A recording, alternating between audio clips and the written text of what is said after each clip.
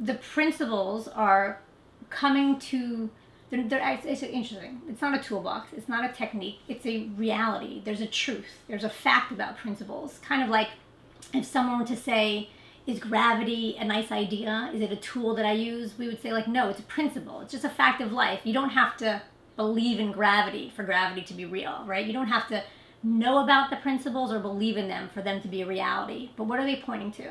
There are three principles. They're called mind, thought, and consciousness. And they're basically saying that there's a universal intelligence behind all of life that is sourcing all of life. It's living us. It's breathing us. It's humanity, vegetation, the whole world.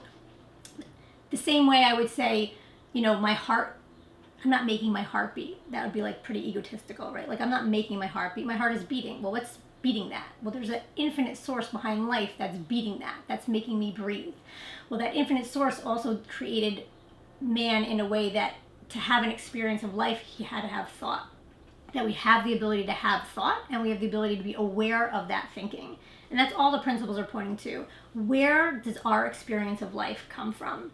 And the design of the system is perfect, which means we are all, no human being is an exception, experiencing life via thought in the moment. That's the design of the system. What happens is that some people get lost by the illusion in life, which is my kids are driving me crazy, or my boss is so manipulative, or my bank account is so low that I can't function, or my health is affecting me, or my past, I had this like critical mother, or I had this trauma or abuse in my childhood, and it's making me who I am, and it makes me behave and feel and fear the way I do now.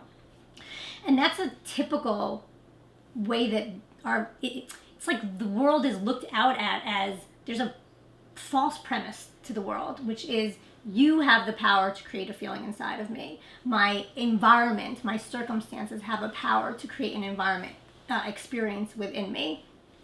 And that's how we're trained. We see it in society. We see it in our verbiage. We see it in how people talk to each other. Like, he hurt me. You hurt him? What are you going to do about that? Or, however it comes up. Or you made me so angry. Or if you didn't do that, I wouldn't have been so insulted. And what the design of the system is coming to say is it doesn't work that way. There's a logic to the principles. There's a paradigm that we're talking about, that the system works only one way, that my experience, my feelings are always only created one way, via thought in the moment. This infinite source bringing energy into me, and I have the ability to have an awareness of it through my five senses to have an experience. How does someone feel grateful? How does someone feel depressed? How does someone feel anxious? How does someone feel frustrated? How does someone feel compassion? Like, where does that all come from? The design of the system is saying that it all only ever comes via thought in the moment, that it's an inside out experience, not an outside in.